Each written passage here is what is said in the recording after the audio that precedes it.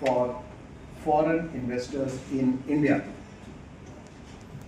The name may sound long and a bit complicated to most of us, but please be assured this is a very critical area of reform which the government is keenly looking forward to address, because the opportunity is that India is an engine for its economic growth.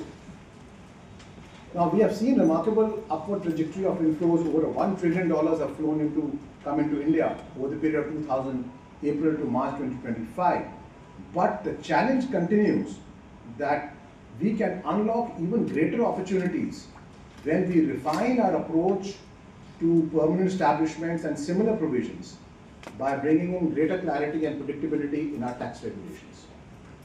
So this working paper, which is the first in the series, as I mentioned, aims to outline reforms that can deliver greater certainty and clarity and uniformity in India's international tax regime. But various structural impediments, which include, like what we are discussing today, the PE regulations, they introduce a tax uncertainty which can dampen the full potential of India as a global investment hub. Dramatic reduction in litigation is what our research has shown by providing a clear, agreed basis for taxation. The disputes for PE existence and, of course, the following profit attribution would significantly diminish. It would lead to boosting investor confidence and the ease of doing business. A presumptive scheme would provide investors with a clear framework, allow them to budget for Indian taxes. So there's a lot of certainty, thereby making India a more attractive investment destination. It will also bring in administrative efficiency. Tax officers would no longer need to perform complex audits and gather extensive evidence to litigate permanent establishments for those who opt in. Of course, this will happen for those who opt out of this. Investment into India. So, by consultation, I must confess here that, we take consultation normally that, you listen to the stakeholders and then the policy recommendations are done by the so-called experts. But we have taken here consultation to a next level. We have first taken all the stakeholders' views, then use our so-called expertise to frame certain rules, and then again gone back to them. So that with the world economy and leading to far more investment from the foreign companies, foreign nations, to look at our, take advantage, not just look at, take advantage of what we offer as a big market, as a democracy, as open market. And some of you may feel that, presumptive taxation is like something very radical. How can this happen? Now, let me take you back. It's not that presumptive tax group in place, CGTP, and this is chaired by Dr. Puneha, and they're working on a large number of papers, and we will be coming out with 13 papers before December. We are all targeting the Finance Ministry's internal processes so that they can take them into account while preparing the next budget. You are aware that the Income Tax Act itself was simplified in the last budget. They presented a new act. It has been cleared by the Consultative Committee on Finance, and it should go back to the full passing. It's a remarkable change from the past. There is a 1/3 reduction in the total number of sections that is there, a huge amount of simplification. Because if you saw the earlier act of the Income Tax Act, you would have a section and then a provided and then a proviso and then a proviso and then a proviso. You're in the 5th proviso, you've forgotten where you began. This used to be the problem. I think that was required, and I think that simplification was done. So you have a modern tax act which is simple. But there are other issues which have to be addressed, and that's what the consultative group is actually doing.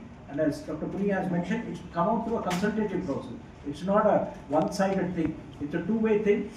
Discussion, formulation, discussion again, and then formulation. And that's how best tax jurisdiction in the world prepare laws.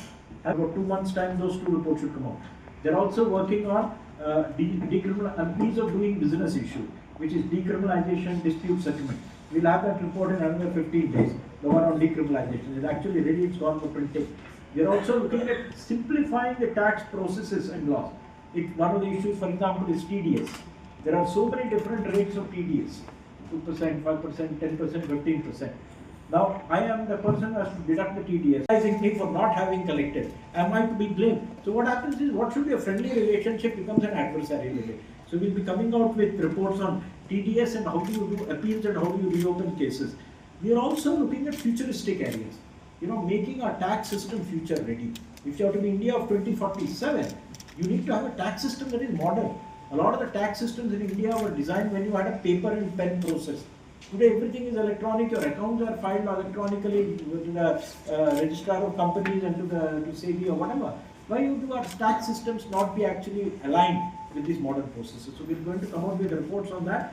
And also, how do you use behavioral pattern to improve tax compliance? After all, when your child does well in an examination, you give them a chocolate, right? Now, the chocolate is actually after the examination, but it still influences the behavior because you'll get a chocolate before the examination. Similarly, this is behavioral insights. Can we improve tax performance?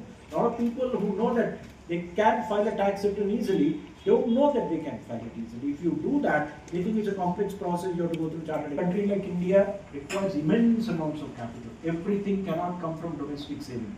There has to be an element of FDI coming in. We should be one of the largest recipients of FDI. And tax policy and uncertainty can be a deterrent. So this is a step forward. If adopted, it will actually help flows to come in very, very rapidly. Manufacturing processes are complex.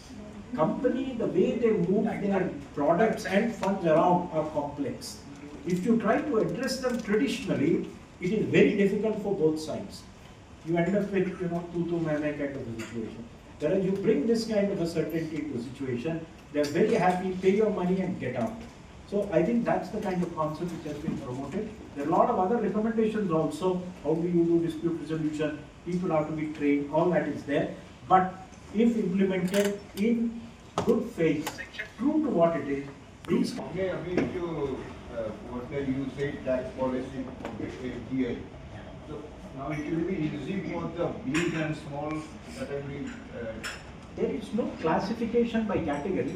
There will be classification by industry. There are more profitable sectors, there are less profitable sectors, right? So there will be an estimate of the likely profit in that sector. Based on that estimate, one presumptive tax rate will be fixed. A very poorly profitable sector, suppose you are in the business of trading gold. What is the margin in gold? Very, very low, right? It's a very high value product, or even diamond.